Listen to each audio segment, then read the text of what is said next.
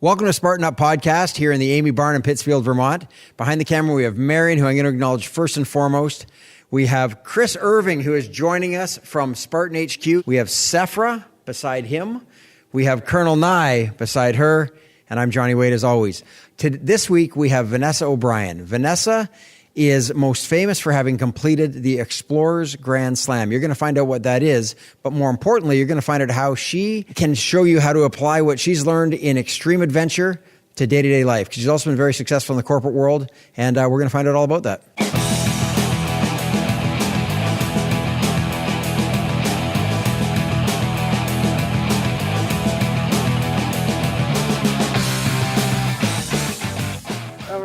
We are here for Spartan Up Podcast in New York City with Vanessa O'Brien, who was the first ever to set the speed record, top 7 summits and 2 poles. That's right. And what year did you do that? That was 2012, 2013. 2012. So it crossed over a calendar year. So you were like a teenager. Oh, well. 40's the new 30, that Wow. kind of thing. What got you to do that? Like how? Well, so I was in a period of transition. It was the global recession, and I was looking for a challenge. And at the time, I couldn't find anything harder to do than Everest. So I took that on. And You needed something hard. I needed something hard. And The Everest financial for me, meltdown of the world ending wasn't enough. Well, it was enough, but I just stopped climbing corporate ladders and decided to literally climb. And when Everest came into my realm of imagination, I took it on and decided, I may not know this, but I can learn this. And that's what I did. I took a mountaineering course in New Zealand. I was living in Hong Kong at the time, and I didn't think I'd succeed, actually, but I put all my determination, energy, enthusiasm into the task, and Got it done. So go back in time. Like, where does a person with that kind of energy and determination come from? Where'd you grow up?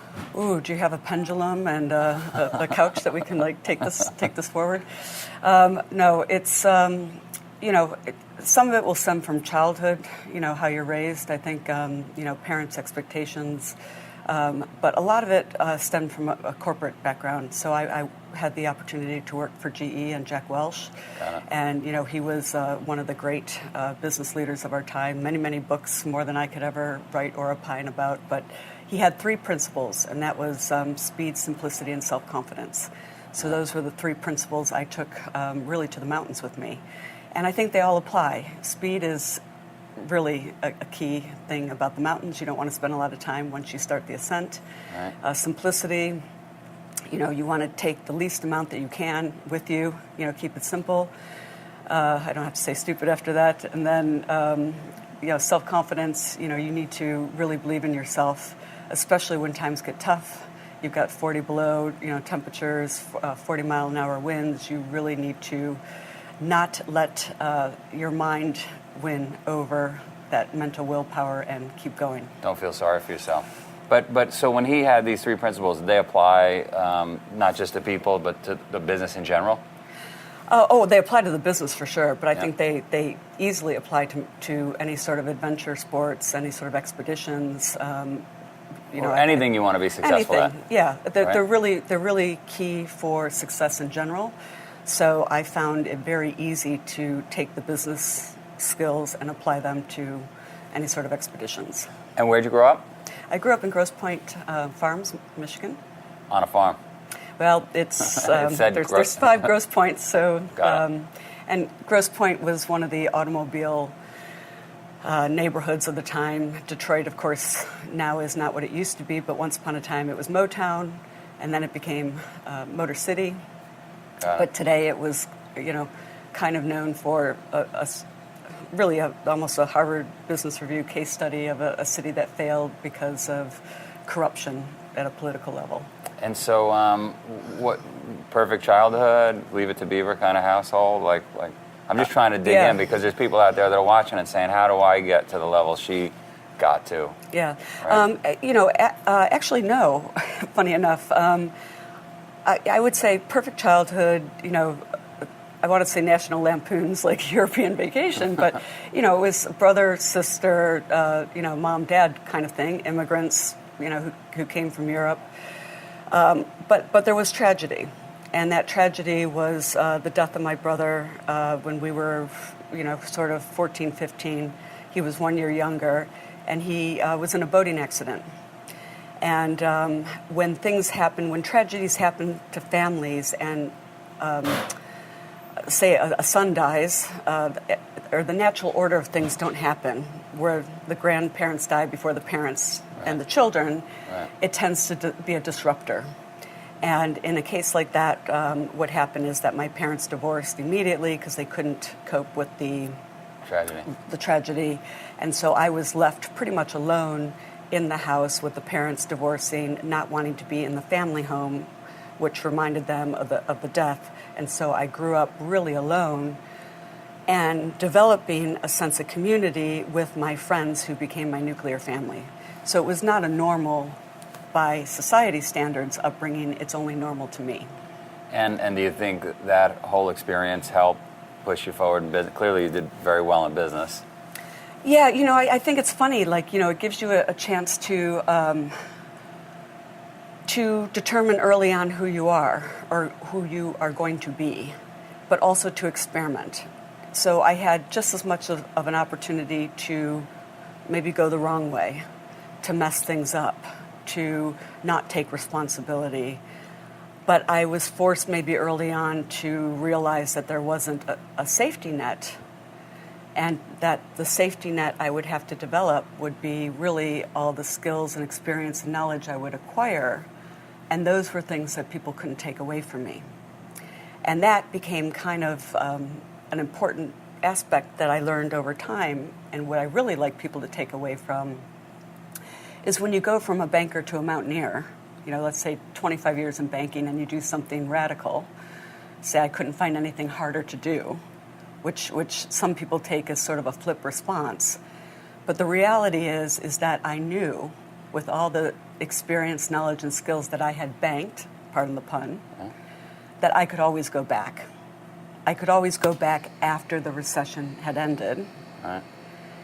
And all I encourage people to do is take a look inward if they're not happy with where they are, in their job, in their experience, where they live, with the partner that they have, anything. Take that risk, because you can always go back. Nobody can take those things away from you. And it's such a powerful message. Because in an uncertain economy and with uncertain things that we find ourselves in, people have, if they look inward, they have more self-confidence that they channel that, and they could find a lot more happiness. And do you think people end up just staying the easy course? Of course, because it's the path of least resistance. Comfortable. It's comfortable. There's no risk there. Yeah. But they could find so much more happiness if they would just take that one step forward. And that's what mountaineering taught me, was take that one step. Not only will you get to the summit, but all new possibilities open up for you. We're going to take a 2-minute break. Why don't you and I scale the side of the building, do a little mountaineering, and then we'll come back. Then we'll come back to this. All right? Brilliant. Thank you. I hope you're not sitting still while you listen. If you are, you better get a burpee break in. All right, Suffer, who do we have next week? We have Joe Polish. It's a great interview. I mean, the guy, he started out marketing carpet cleaners, deals with addiction, goes through this really eloquent story, and basically ends up putting together something called the Genius Network, which is really brought together a lot of the market transformers in that industry. It's an awesome interview. Well, I can't wait to hear it. So, yeah. And if you don't want to miss it, subscribe on either iTunes or YouTube or wherever else you can find us. All right, that was a hell of a climb. Thanks for that. So let's go back to safety net. Let's go back to this idea that most people are just extremely comfortable in their lives. Maybe not happy, but comfortable, and they don't want to push outside that comfort zone, right? And so how do we get people to do that? Well, I think people, first of all, have to assess where they are in life. Happiness is an interesting thing. First of all, one should never give the keys to happiness and put them in someone else's pocket. Explain that. What I mean by that is happiness belongs to oneself. You can't find happiness through someone else. Right. And a lot of people will often say, so-and-so's pissed me off, or, I'm disappointed because of so-and-so or something, or, that's a reaction to something or someone. Right. And you have to remember what you can control and what you can't control. You cannot control someone else. You can only control how you react to someone else. Or something. Or something. Right. So first of all, what's within your control and what's not within your control. Right. Don't wind yourself up on things that aren't in your control. It's like mountaineering. Right. There's a blizzard all of a sudden, nothing you can do. If there's an avalanche, a blizzard, acts of God, Financial meltdown. Yeah, exactly. Those are out of our control. Right. To wind yourself up over them is so self-defeating because it's not in your control. But if you're doing something that is right. So give an example there. Okay, so your reaction to it, your game plan. So in the financial recession, I said, okay, the best thing for me right now, because I'm a growth person, is not to be in financial services. Right. Because I build businesses, I'm not a business as usual person. Sure. Let me take a step out. Let's wait 2 to 3 years. Let's think of something goal-oriented. Let's think of something non-financial, something I could measure success. And let me find something that fits those parameters. So I build my own little mini plan around that. Yep. It just happens when the Everest word hit, it hit all those parameters. Right. Right. So in the case of happiness, if somebody's not making you happy, or you're hating your commute, or you're hating your job, it's taking a step back and saying, okay, where else would I rather be? What else would I rather be doing? And then how do I get from A to B? And pivoting. Yeah, because you can always go back. Right.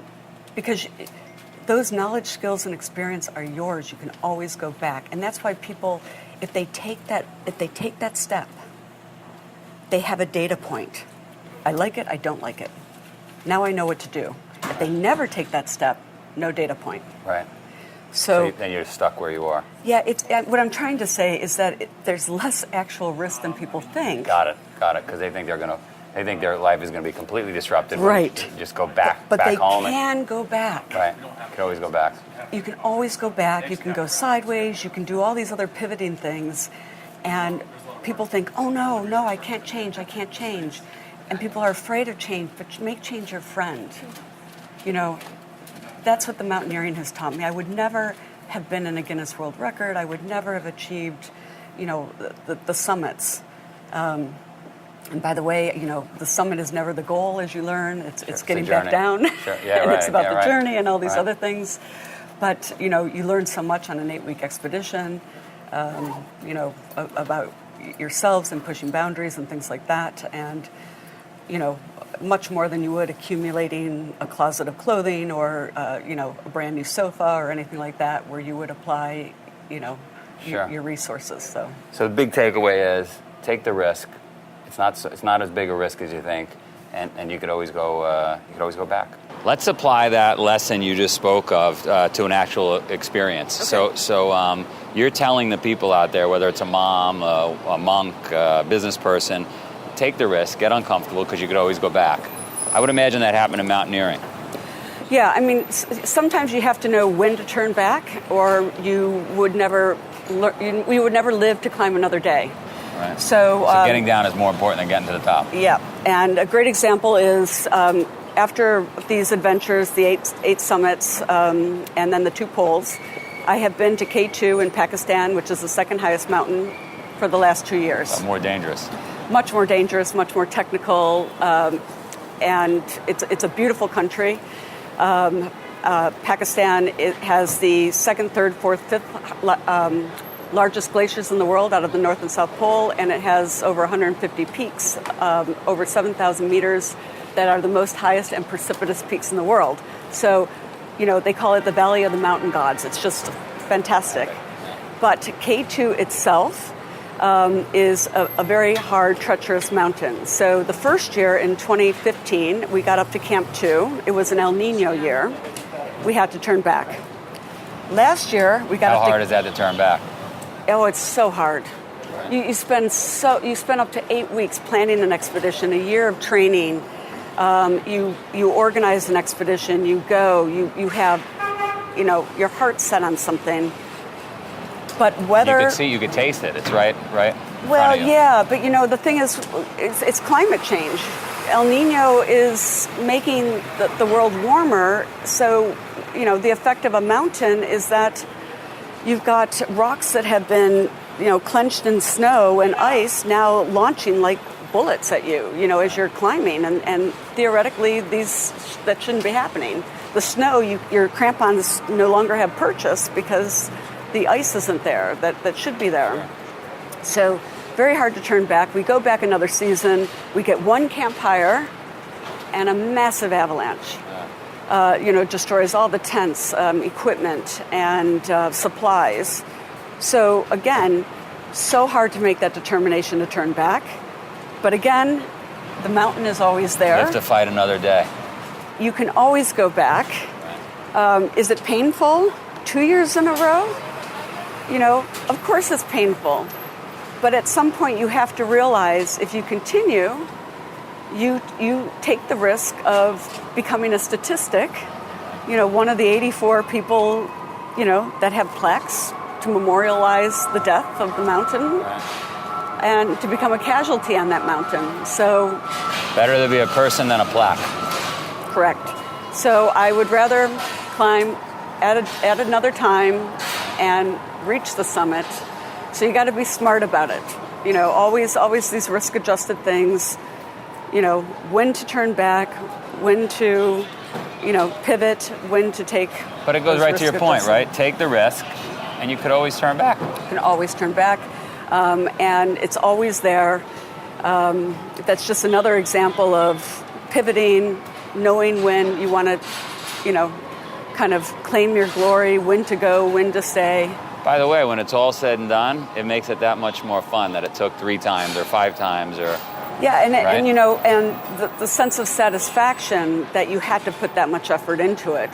Makes it that much more Makes it that much more interesting. And of course, there's so many more stories that come out of each year.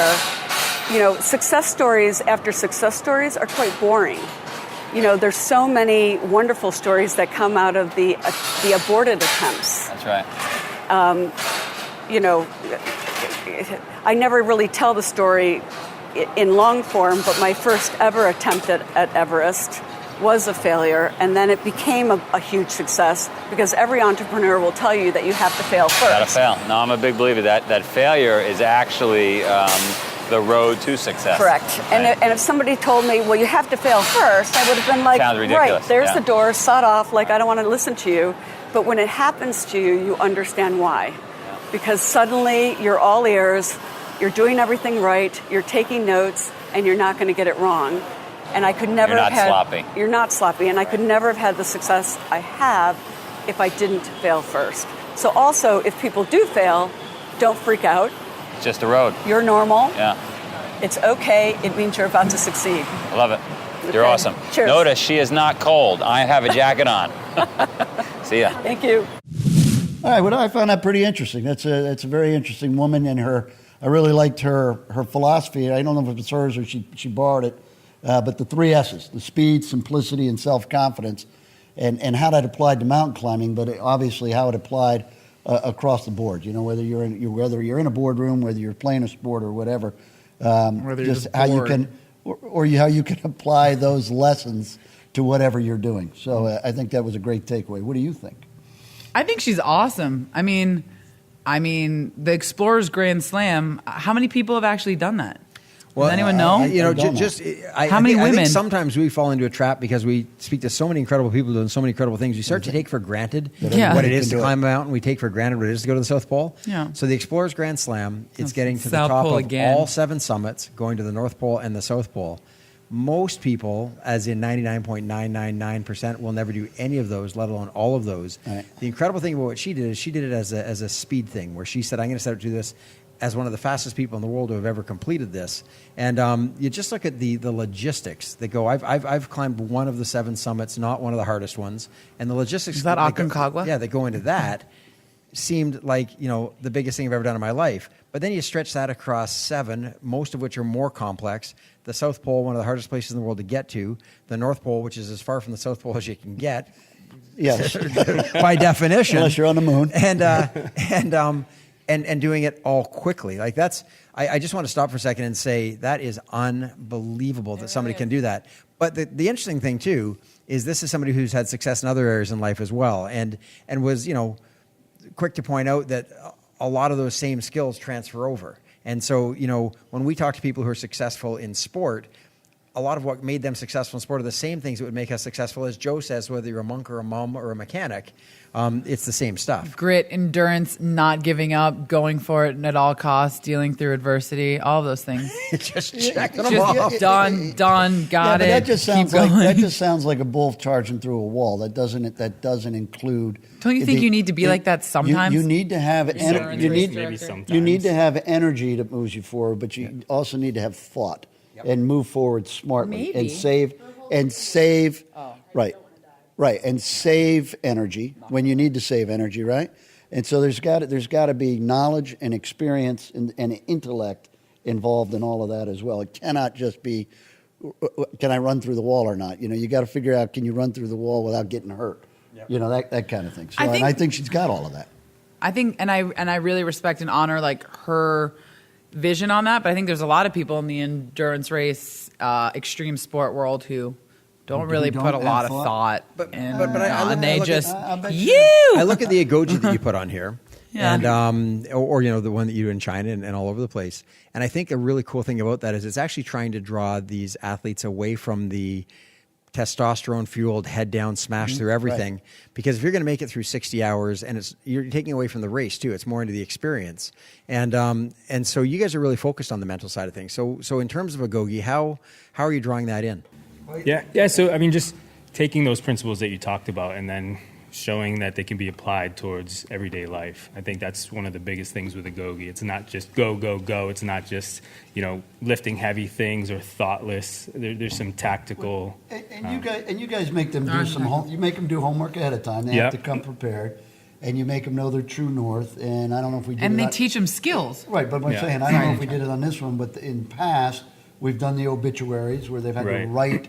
What they want people to say about them if they died today, and then if they died at 85. So there's really like that. Well, it's right because it's designed to make you think about who you are, make you and where you're going. Comfortable right? being uncomfortable. So that's where the intellectual part of Agogi or Agogi, either one, Whiskey, go-go, is involved there. The other thing that's interesting too, and it goes back to the expedition type event. I noticed in the ceremony at the end of the most recent Agogi, where there was a conversation about, did you notice the people around you? Did you see somebody around you struggling? Did you help them with their pack? And the idea that we're not all just trying to get there before the other person, but actually having some situational awareness, making sure we're aware of what's going on around us and help the people who need it. And I think about her with her 7 summits and the 2 expeditions, the North and South Pole. You need to have that. And again, in business, you need to have that. You need to be aware of, is somebody struggling, having a bad day, who's a part of your team? How do you address that and sort that out? And so this was one that, even though obviously her claim to fame and what had her on the podcast was this unique achievement, I was really struck by the fact that unique achievement wasn't actually unique in her life. It was parallel to other things in her life, and just was a different way of applying it. When she talked specifically about that you don't want to die on your way to the top, right? Or you don't want to die on top, maybe. But I wonder about that. I mean, because to me that's metaphorical and meaning we go out on top. So we can discuss whether it means physically on top of the mountain or on top of your mountain, whatever it is. But the idea is she talked about failure and how important, and Joe has hit this a million times, how important failure is to building character in a person and building kind of your own platform there, right? No one wants to cheer for a guy who wins every single time. There's got to be the obstacles. There's got to be that friction. There's got to be, whether it's a movie or a sports show, you've got to overcome something. Yeah, no one likes Tom Brady. Interesting too, though, how she's playing on a level where there are different kinds of failure. The idea about going out and trying to climb a mountain and having to turn around is one kind of failure. Going out and the ultimate failure, you have to realize where to draw the line. And, that's something that's been interesting watching the evolution of Joe on this show where, at the start, I really do think that he was all about go, go, go, no matter what. He talked to so many people, and so often it came up about how important it is to pivot, not to give up, not to quit, but to sometimes say, today is not the day we're going to make the summit push. We're going to do something different. We're going to come at it from a different angle. And so listening to her and talking about failure, and while you have to learn from your small failures along the way, you also have to know where it's not worth the ultimate failure. You're only going to get one crack at it if you do it wrong. I think one of the, to go back to a design principle called permaculture, one of the basic tenets of it is something that they call PATO, P-A-T-O. It means protracted and thoughtful observation, right? So before you build on any lot, before you build anything, before you go climb a mountain, it's like, why don't you sit there and observe like what the pathways are, what the restrictions are, what your obstacles are, what your resources are, and actually make a good plan. And I think that has a lot to do with her strategy and like. So there is an intellectual component. I hope. I do. One can only hope. And you know what? Well, you know what else I was thinking? This is kind of a tangent, shocker. But it'd be so cool is if we had somehow a Spartan Up podcast map that showed all the routes of all the expeditions and all the places, all the people that we've had on the podcast too. If anyone out there is an artist and you guys want to put it together and submit it to us, we'll feature it on our illustrious website. Who could whip that up in 20 minutes is Peter Borden. I don't know if you know Peter, but he's Brigadier. Yeah, he's got nothing else to do. Slacker. Hey, if you want to find out more about these podcasts, see some of the places people have gone, see the incredible artwork Peter's going to do for us to show the map that draws that all together. Kidding. Go to Spartan.com/podcast. Make sure you see all of our episodes by subscribing. Whether you listen on iTunes or watch on YouTube, hit subscribe. That makes sure we let you know about it. You can let other people know about it. Share it with your friends. Join us in our mission. We're going to rip millions of people off the couch, get them exploring this world and making a positive difference. Thank you for watching another epic story of success. If you like our message, please share Spartan Up with your friends and subscribe on iTunes, YouTube, or wherever you catch our show, maybe in the woods. Spartan Up is brought to you by Spartan Race. To find a race near you, visit Spartan.com.